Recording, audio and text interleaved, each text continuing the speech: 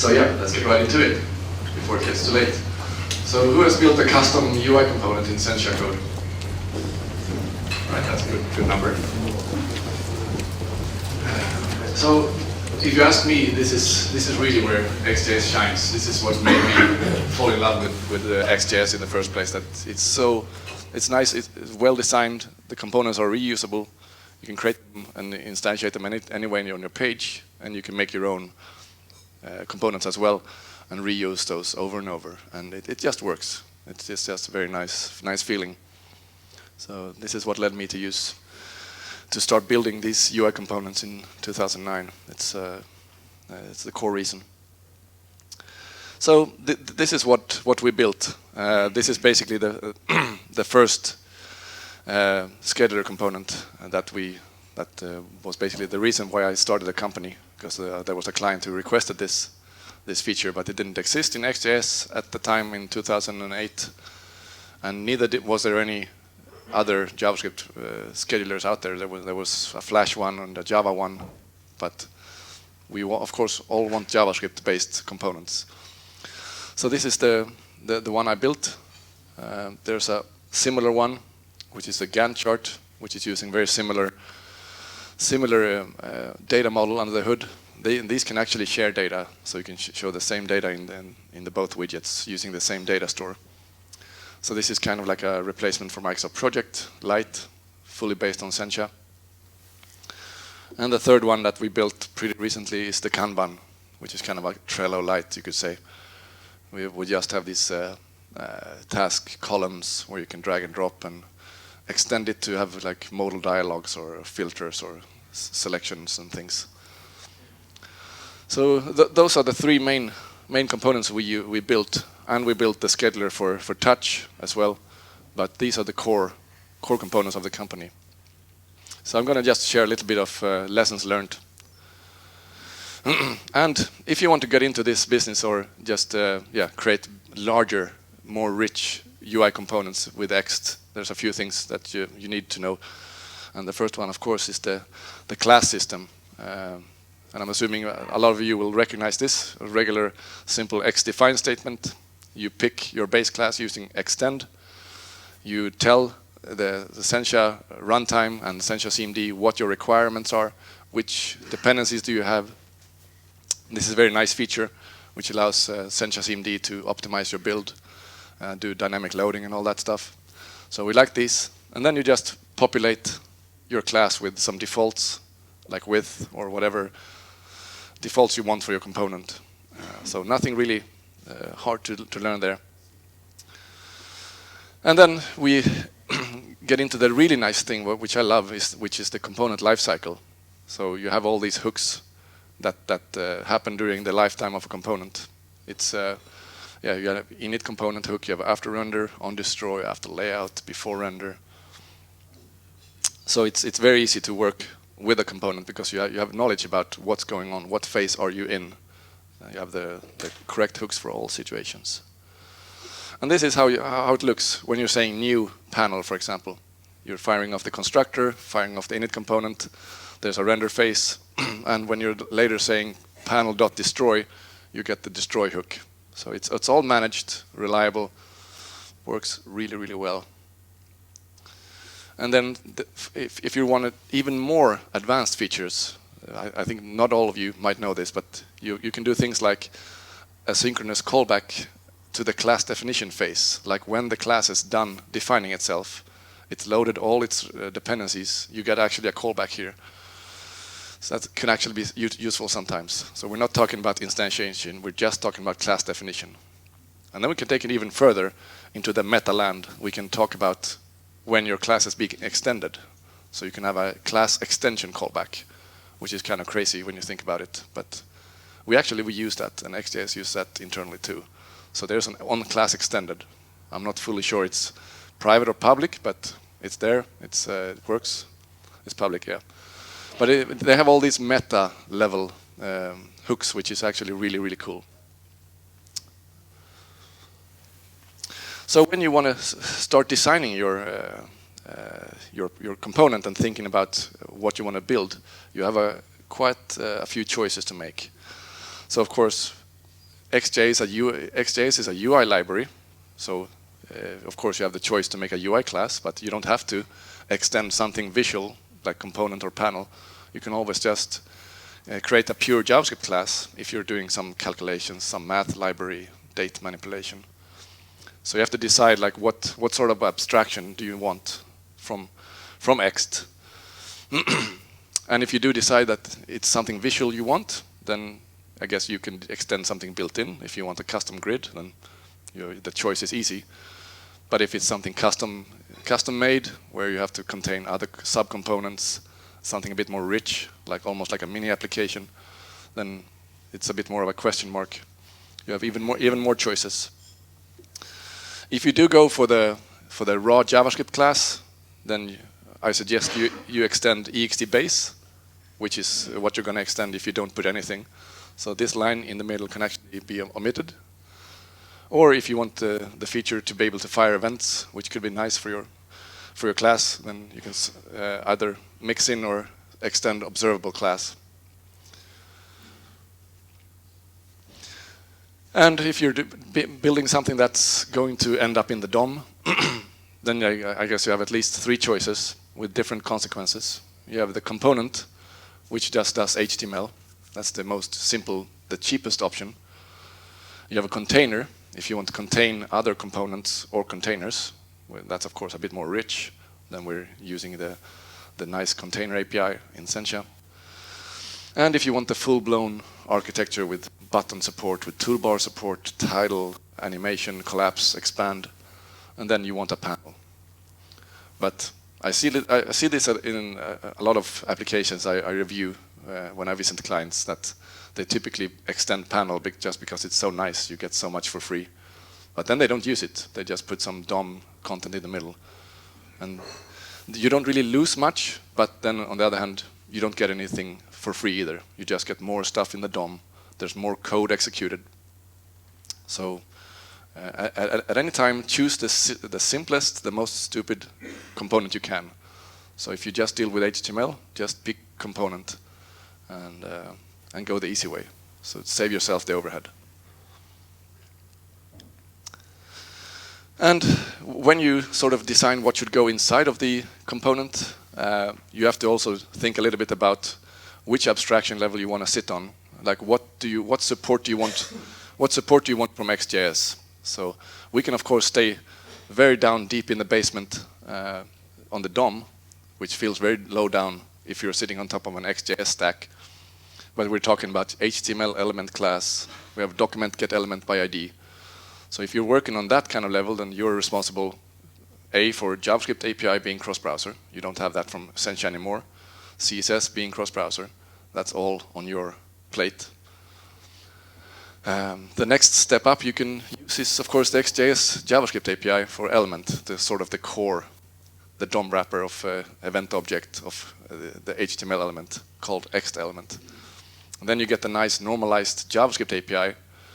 If you do set styles on your raw elements, of course, you're still responsible for those styles working cross-browser. And then we can take a pretty big leap, and then we're in the component world, where you have more help from Sencha. Because now they manage sizing for you. You get the lifecycle support, so we're way higher up in the stack now. Or we can take it even to the next level, where you have the container, where you get actually help with layouts, positioning, containment of other components.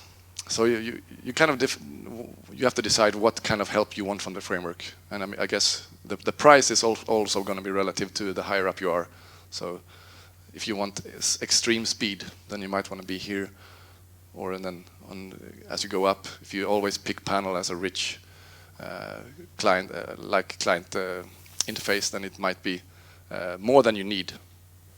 So you have to kind of pick where you want to be in this scale. So I was thinking that we could actually try to look at how we did the task board, what kind of component choices we made. So if we start from the outside, if you look at from the outside, it's actually just a panel. So you can use it like any panel. You can set title toolbars, because we thought that would be a reasonable choice.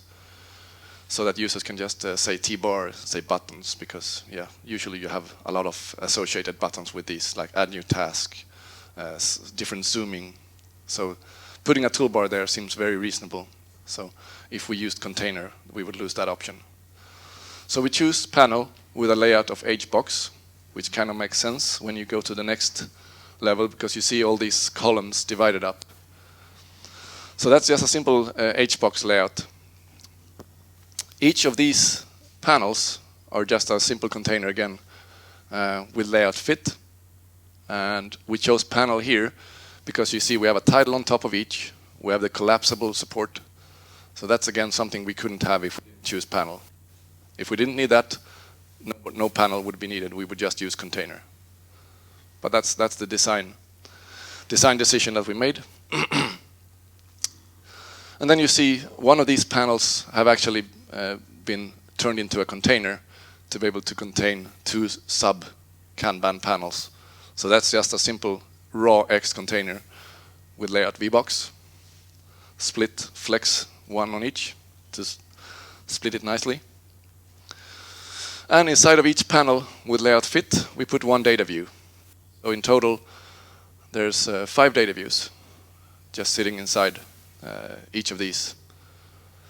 So when you kind of break it down like this, it's not that complex.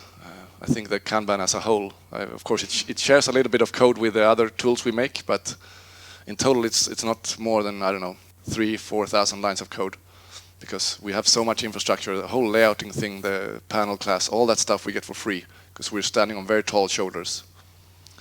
So for us, it wasn't that tricky to build, actually. So I think I mentioned the Siesta component inspector, and I'll just show you that we can verify this. If I bring this up. So you see, it's actually identifying the taskboard X type, which is our X panel subclass. We can go here.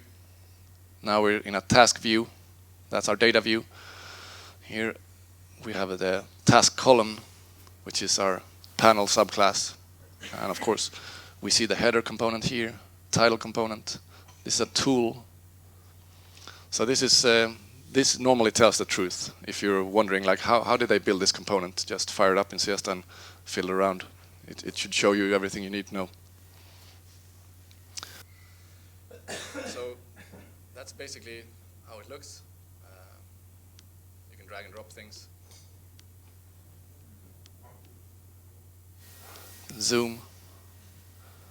It's just CSS3 animations, nothing special, and just do multi drag and drop and things, and columns. So again, this is just using the nice XJS API. We're just saying hide show. We don't have to do any custom coding. Okay, this is dead. Hello. Hello. Okay. Yep.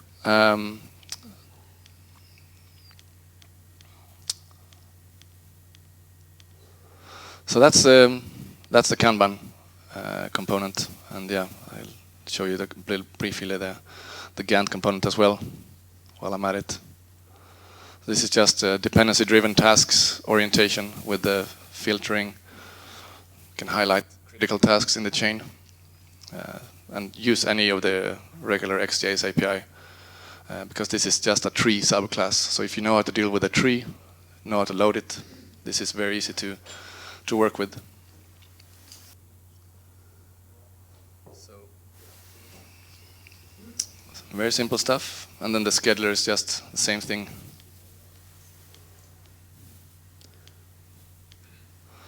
So quite basic stuff, and you see I'm using them just like any component. This is just a tab panel containing an ext, so they're just wrapped up, quite massive components, but still from the outside you use it like you use a grid or a text field. It's the same, exactly the same. Config properties, where to render, where to add. So very easy. Very easy. So one thing when you build something this rich, of course there's a lot of configuration going on under the hood. Like I said, if you have like a component with 50,000 lines, there has to be a lot of like support for different types of scenarios. So we don't want to make it too complex for the users. So one thing I learned the hard way is we basically over-engineered it the first attempt. We made it a bit too tricky to use, I think. So I think as a component maker, you want to pre-configure your components with reasonable defaults so that using it doesn't take too much looking up in the docs and figuring out, oh, what do you need exactly? So try to just put some nice defaults there to help the end user. And of course, as component makers, you're not allowed to use the public APIs. So you cannot, in your component definition, you cannot use CLS, you cannot use styles, you cannot use listeners, because again, they will be part of the public API that you provide. So if you use those internally, they will be overwritten by whoever is using your component. So you have to stay away from using the config-driven configuration. If you have to add a CLS class, you call this.addCLS. If you want to use a listener, you say this.on, right? But you cannot put on the class skeleton this listeners or something like that, because that belongs to whoever is using your component. So again, tying it back to my world, if we talk a little bit about how you configure a component like this, which has it has resources on the left, rows, it has events, it has some type of time axis, there's probably some start date, some end date, something to configure which headers to use, right? So there's quite a bit of configs. The row height can be different. So again, here's three presets, 3 flags. Which type of preset do you want? What should be the start date? What should be the end date? Those are things that we want to know about as a scheduler component. We need to know what type of resource store you're thinking about using. We need to know what about your events. There has to be an event store. You have to set row height so we can do the rendering properly. So this is already a lot of configs, and if you have to do them all when you create a scheduler, that's kind of a little bit painful. But if you look at the first version of the scheduler, you have to feed all this in. So it's just a lot of, I don't know, a bit tricky to get started with. It's just too much mandatory stuff. Like start date here, end date there, store, view preset, row height. So this, yeah, you would end up, if you forgot something, you would just get an exception. Cannot call on the event store. What do you mean event store? So we can make it better for the scheduler.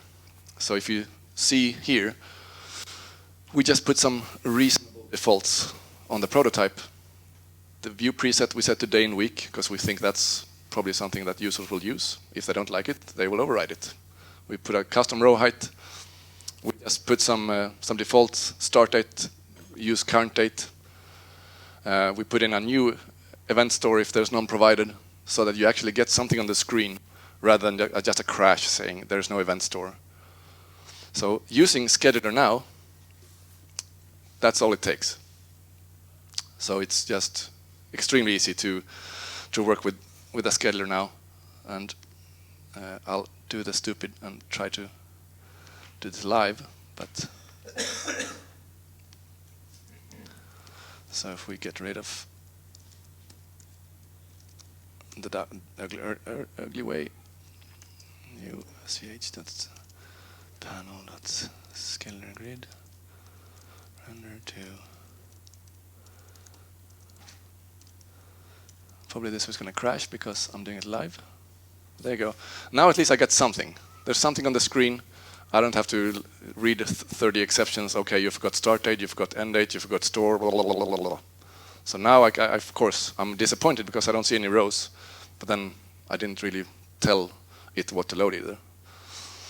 So this is how I think configuration should be done. We shouldn't have to pass in 30 configs. Just set some reasonable defaults, and of course the client will override it. But it should be easy to get started, I think. All right, and under the hood, of course, we're not building one huge class. I'm sure you're guessing that. We're not having like one scheduler class with 50,000 lines of code. That would not be nice. So we need these mixins and plugins to make our life easier as maintainers of our code base.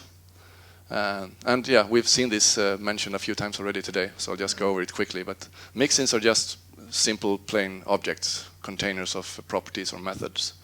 You can reuse them in many classes. The observable mixin is a good example. So we use them a lot internally at Bryntum. And yeah, this is how you would just put some property in a mixin, mix it into some class, make it even more awesome.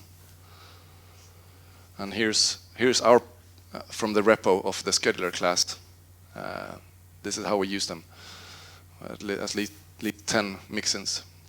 Because if you think about it, in our case, we support tree view and grid view, but they don't share. They're two different classes, so we cannot put the logic in either of those classes. It has to be broken out into a mixin, which is then provided into each of those view classes.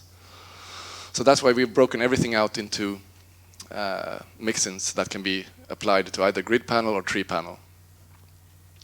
And we also have the extra interesting challenge of making this work with SenchaTouch. So everything abstract is actually also ported into SenchaTouch world. So there's quite a few dimensions of nastiness hidden here in the details. And next stop, of course, plugins. Plugins works for any X component. It's a very nice way of making a certain feature enableable for an instance. So plugins are to instances what mixins are to classes, you can say. And this makes it very easy to avoid bloat, because you don't want to have every feature in your big application or big component enabled by default, maybe. And the XGrid is a really good example of this, because it's a huge class. And it has a lot of optional features that you can turn on and off. Because if you think about it, the grid can do so much. They can do sorting, row drag drop, column resorting, expanding, collapsing of rows. There's different selection models. There's just so many features that can be turned on and off.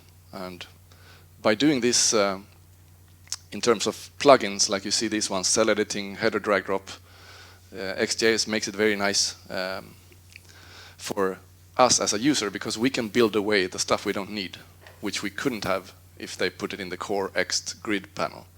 But now it's broken out. So the SenchaCMD will look at what features you use, and the rest goes out the window, because it shouldn't be part of your build, because you're not using it. So avoiding class bloat is nice with these plugins. Just if you need it, just say plugins, and that's it.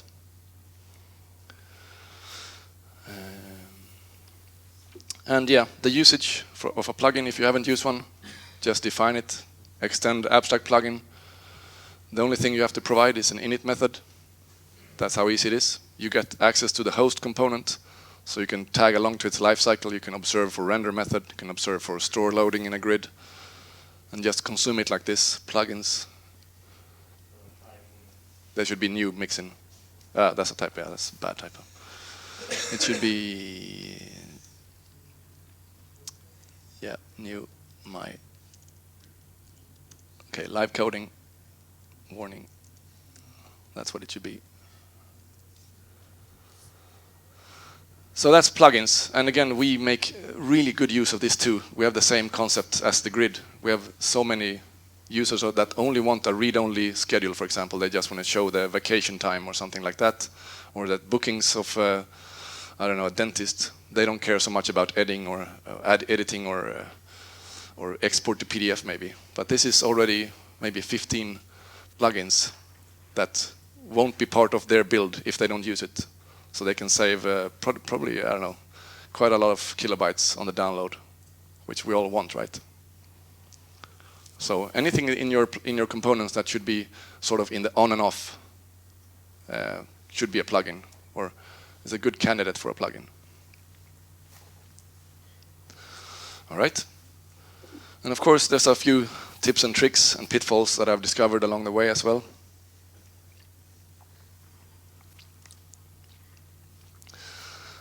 This one, the first one, I learned the hard way.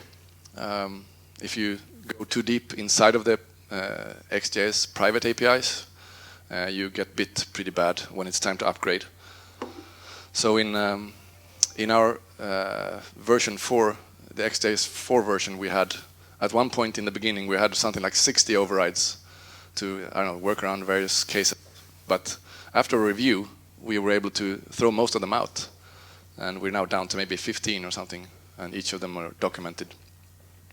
But what you end up with otherwise is a really upgrade pain, because when you move from X4.1 to 4.2 or something like that, the private methods that you overrode might be gone. They might have changed significantly. So you're on very unstable ground. You're on unknown territory. And this is the number one pain that we've seen. So now upgrading for us is much easier.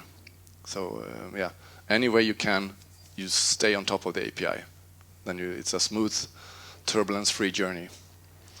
And we actually went so far, because I was so sick and tired of these overrides, that we actually have tests. We can test for the presence of private overrides, because we have the output of JSDoc, which gives us the documentation.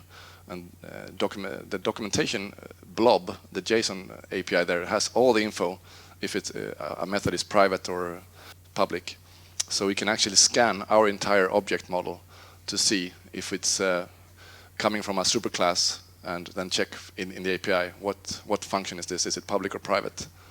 So we actually have a test case now. We know exactly what we are overriding, because it could also be by mistake. You pick the wrong method name, like render. If you pick render name on a UI component, then you're in for a surprise, because nothing will happen. So yeah, I mean, in some cases you have to do overrides. That's sometimes a necessary evil, but just document it. Add some test case. This is why we need this. Just describe it, because otherwise 6 months later nobody knows. So this is from the taskboard test suite. So we actually have a green light here, because we don't have any private API overrides in the taskboard at all. It looks a bit worse for the Gantt, because it's so much bigger. But this is how easy we can do it. And now it's nice, because you might have a new developer join your team, which just by accident overrides some private method, which can create any types of problems in the future. So here's another example. If you have a combo box, you override the onExpand method, thinking that's how you get notified on expand. And of course you get notified, but you also probably break the component. So maybe when I see like this and our test is breaking, I always try to find there's got to be some other way through the public API. Use a listener. I don't know, fiddle around, just anything you can do, but having this on expand. Because next release it might be gone. And yours will still be there, but it will be doing nothing, because nobody's calling it. So it's just adding up to noise. Noise that nobody wants. And here's another. As you're building components, I think Thorsten mentioned this too, that it's easy to forget to get rid of listeners. So for any resources that you don't own, like stores are typical, something you feed into a component and it observes it. It's not owning it, it's just borrowing a reference to it. Then you of course have to get rid of these listeners as well. And that's very easy to forget. But of course the solution is to use destructor, of course, or to use component.mon. Actually, this is also very easy to test for, because we made this mistake so many times that we have tests now. So we create a store, we just take a copy of all the listeners on that store, create component, which is doing a lot of on, and then destroy the component, and then compare to what we had before. And that gives us the answer. So now we cannot forget without this test smacking us in the face, which is, I like that pain. It's actually not so bad. Much better than a ticket in the bug tracker. That hurts more. And a little bit about testing too. It actually ties into this, because if you design your code right, if you architect your components the right way, you'll get testability as a nice bonus. And like I said in the previous presentation, stores, models, all these utility classes, they're just pure JavaScript, so it's very easy to test. It's very fast to test.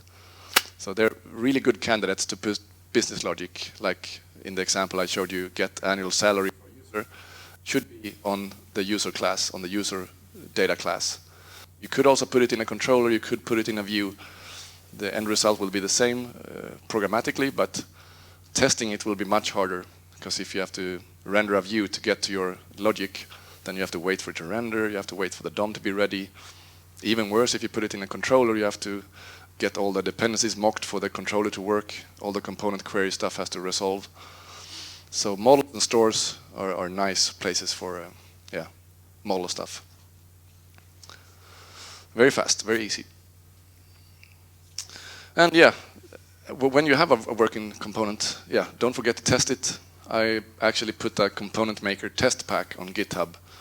It contains about 10 sanity tests, like can it be subclassed? Does it leave any garbage in the DOM? Does it create global variables? Does it override XJS? It shouldn't. So there's like 10 of these sort of getting started kit for component makers. So you can just clone it and run it and see if it provides any value. But it's a good starting point. And of course, when we've done this, I'm assuming we all do it in Chrome. Nobody's doing it in IE6. But you'll have to test in IE at the end as well. That's the ugly truth.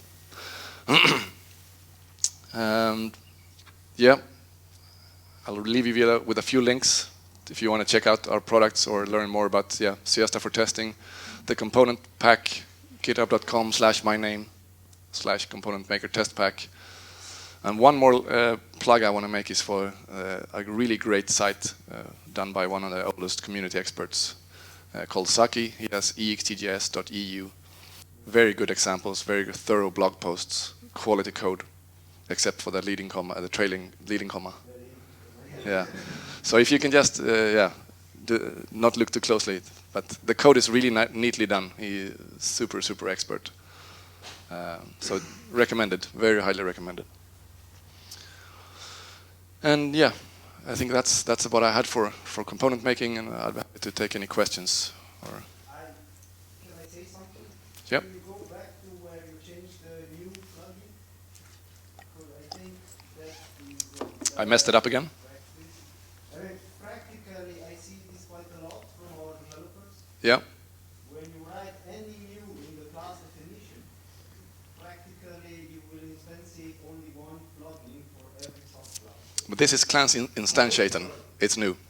I know where you're going. Yeah. I was thinking that this was X-defined. Yeah. Now that would be a mistake, because sharing plugins is not a good idea. Sharing store probably you don't want either. But that's a good point, because I see that code sometimes, that you see new statements in the define. That's basically mixing up instantiation and define, because when you define, you shouldn't be instantiating anything. That should just be a skeleton, and then in your constructor, in your init component, that's where you set up the instance specific. So the definition of an extended class needs to be injected into my application before the launch function in the app.js is called. Yeah, if you want to use that class. The whole framework is ready to use. Yeah, so normally you would specify these requirements using requires or in your controllers or views, so that something will load them onto the page. Okay, when I want to load my class definition, my extended class definition, if I want to load it in Architect, do I need to inject it as a resource? Yeah. As a JS resource? Yes. Yeah, you need to do that. And when I loaded this JS resource, can I use it in Architect on the when I concat my application? As an extension? Yeah. I think now from so they have. I think Sencha published a blog about how to make extensions now. We made an extension out of scheduler, so you can actually drag drop a scheduler into Architect. So that's actually supported. There's a few steps you have to follow, but it's definitely doable. Yeah. All right. Anything else? Is this a break now or so? Yeah. Ah, wait. No. Okay. I read quite a few times the init component versus constructor. Mm-hmm. Can you say a few words about that? Because for me it's still a bit... Yeah, actually doesn't really. It depends on what you're working with. If you're working with, let's go back to here. Let's go a few steps back to here. So, I mean, if you're dealing with a non-UI class, there is no init component. So, bye-bye init component, then you only have the constructor. But if you're working with a panel or component, then yeah, you have these choices. But it's all down to timing, what you need, what kind of, where you want to be injected. So if you inject in the constructor, then you get to be part from the birth. But if you want to hook into where all the items of a panel has been created, then you have to call init component and call parent. After that's done, you have access to all the infrastructure, everything's set up. So it's kind of, yeah, there's no good answer when you should use this or that. It depends on where you want to be, how early you want to be part of it. So it's down to the case by case. But the thing is, we realized also that you don't have to use init component or constructor. So we actually moved a lot of code for optimization down to after render. For example, like if I show you a tooltip, this is actually a good optimization strategy that you could use. If I refresh this example. So you see we have this, as I move here, there's a tooltip, right? That's got to be instantiated somewhere, right? I could be aggressive and introduce it in the init component of the scheduler, even though the user hasn't even had the chance to move the mouse yet. So we realized that if we render this early, it's going to put stuff in the DOM, it's going to force the browser to do recalculations for no reason. So we actually did a trick where we observed the document body for a first mouse move, and then we create it, but hidden. But still, we postpone everything. We don't have to do everything too aggressively in the init component, because if it's a UI thing, it might not even be needed.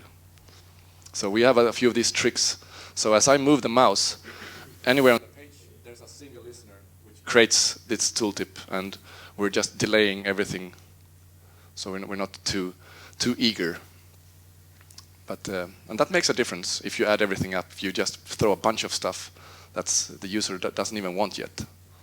So you can use after render too.